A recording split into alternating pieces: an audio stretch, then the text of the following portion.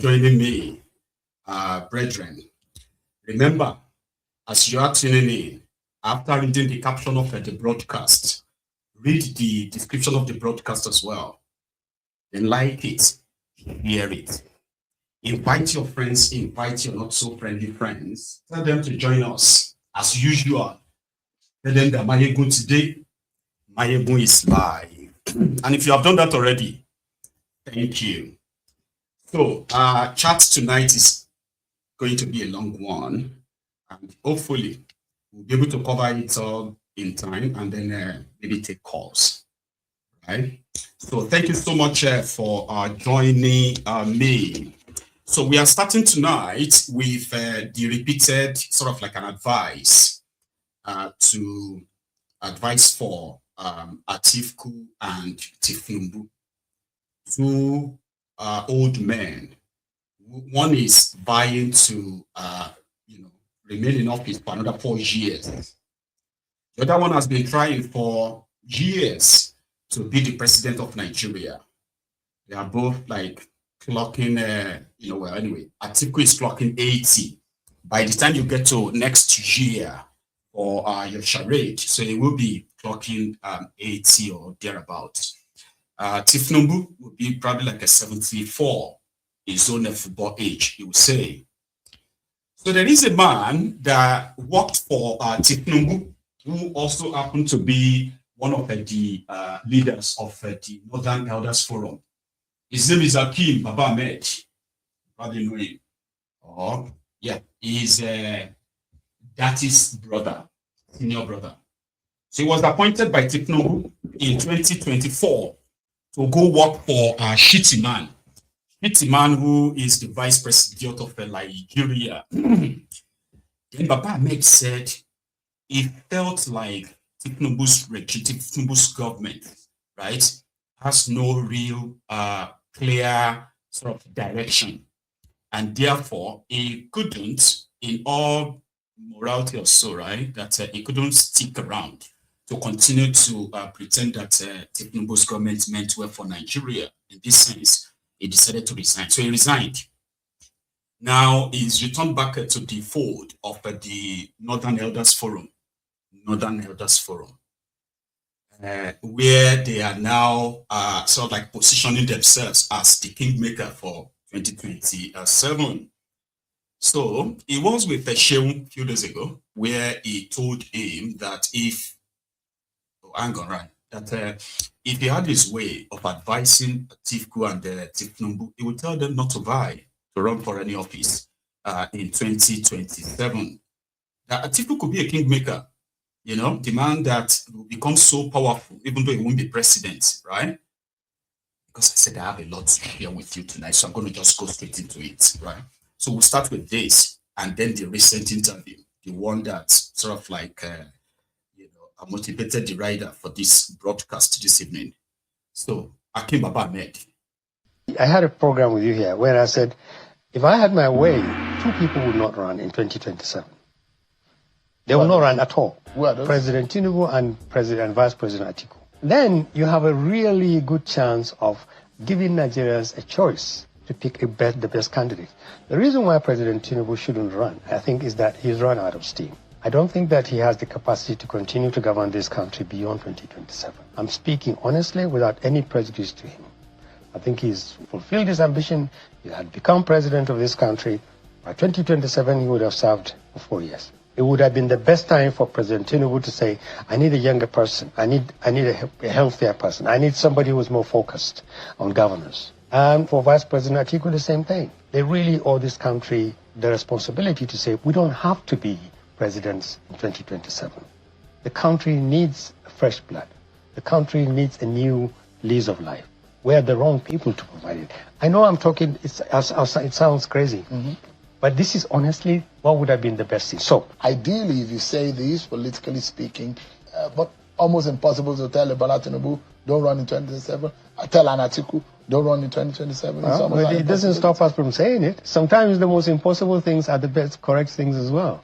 You'll be in your late 70s, 80s, whatever. You're challenged by so many things.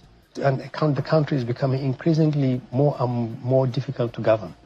if our politicians have the right, appropriate levels of patriotism and commitment, both of them can become incredibly powerful. Vice President Atiku, for instance, if he steps aside, he has the historic opportunity of becoming quite possibly a lot bigger, more powerful than the president. His candidate could win. For instance, just for the sake of argument, let's say he picks Tambuwal or Obi and says he will run for us and he would win for us against Tinubu. Amechi. All of you, I will step down. That's my sacrifice. In return, I want you to support him and support him as his number two. And we will rally the country around these people and we will defeat APC. And they campaigned really hard. They combined the North and the South and say, this is it, vote. And Northerner doesn't necessarily guarantee the country will be run better. Buhari has taught us a lot of lessons. One of Atiku's biggest liability is that being Northern is not good enough. This is unfortunately the poor record that Buhari left behind. People played the Northern card. For 8 years, President Buhari left the country on its knees. Buhari left Nigeria worse off, right? So I am trying to be sure that my voice is still very much loud in the video. You can hear me loud and clear, can't you? Yeah, can you? Yeah. So please let me know if you can hear me loud and clear, because I want to be as far off the microphone as possible. Because I realize that the entire room, right, is quite kind of like covered, you know. So I don't really have to be too constant. Okay. So yeah, that's Baba-Ahmed, the man that is advising the octogenarians who are running to continue to lead Nigeria. And he's not wrong, though. You see, there are some certain things that age will deny you from doing. Right? A country like Nigeria that has been faced with the worst kind of a leadership. And this can be traced to a tired, weak dunderhead called Bokwari, who spent more than half of his 8 years tenure tending to his own health. And in the process, there were cancers, right? There were thieves who took advantage of Bokwari's ill health to deplete, to pillage Nigeria. Today, majority of them are currently either trying to get a cover under Tinubu's regime, or they are being haunted by Tinubu's regime.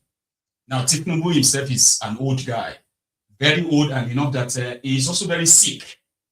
So he needs more medical attention than what Nigeria requires of him. So therefore, you have seen all characters taking advantage of that right now as well.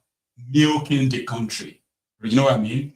Destroying the country. Spending more on propaganda as well to make them look like they are doing fine. But Atiku, who's going to tell Atiku not to run? That's going to be like a huge thing. And guess what, right? If the Atiku could be convinced not to run, think about that too. If Atiku could be convinced not to run, it could actually become a very much like a powerful godfather, truly. Yeah, but everything still comes down to like the interest of this oligarch or something, right? And let's go see or listen to what he had to say about the ADC chances of them probably telling Atiku not to run, so that they could possibly just use Amechi or Peter Obi, and then they can rally behind them as he's proposing. He actually said a lot. Okay. Now here is the first one. Don't have a place in the democratic process. Well, there are many things that don't have a place in the democratic process that we still see play out today. But you're absolutely correct. If due process must be followed, convention must happen, and candidates must be elected, at least by party members.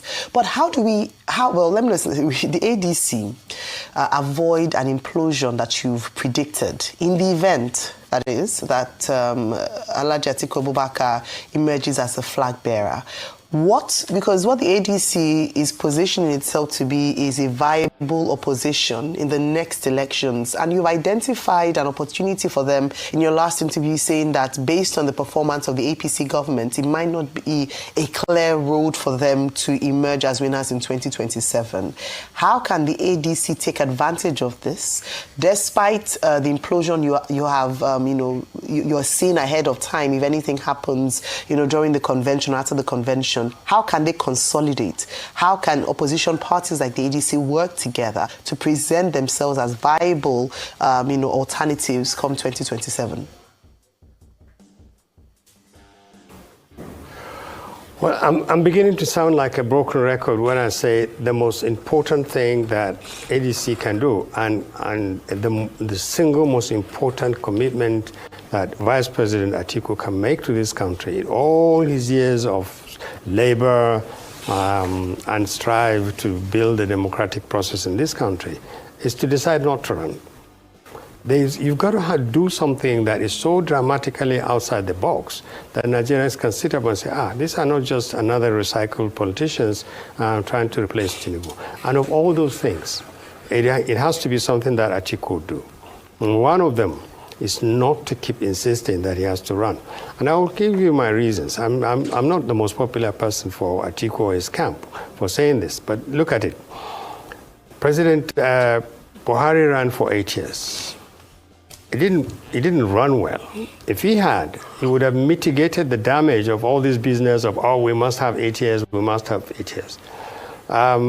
So President Buhari's record is not exactly the best preparation to have another northerner and make a case only for the fact that the person comes from the north for him to be elected. Atiku may have a lot of voters in the north, but Buhari has also alienated a huge number of Nigerians from this idea that being from one part of the country bestows upon you a capacity or an instinct for good leadership. So that's going to be a problem. The second one is people would ask, what can somebody like President Atiku and the people around him offer different from what APC and President Tinubu are offering? There's very little, especially when you don't know. They need to come out and say exactly what they are going to do and say it in a manner that Nigerians consider and say, but we have an option to all this poverty. We have an option to all this insecurity. We have an option to all these quarrels about coming from one part of the country or coming where there are people who are saying, give us power and we can fix this country. So, but they haven't said so. And I think that they are shortchanging themselves because ADC is substantially outside this terrible danger where the party and a few other sensitive state agencies throw ropes around you and tie you up with litigation and internal frictions until the elections are virtually over. So ADC is in a strong ground. But what ADC is not doing is not playing its card right. What would you do with power? The third reason why I think President Atiku's sacrifice for the nation is the best thing they can do is that it will give him immense powers to decide what happens in ADC and send signals to the people who would be jockeying for positions that he actually calls the shots. Okay. If he makes that sacrifice, it gives him huge power. Now, he doesn't become president, but he can decide who becomes president. All right. So let's look at this scenario and delve deeper into it. If you have...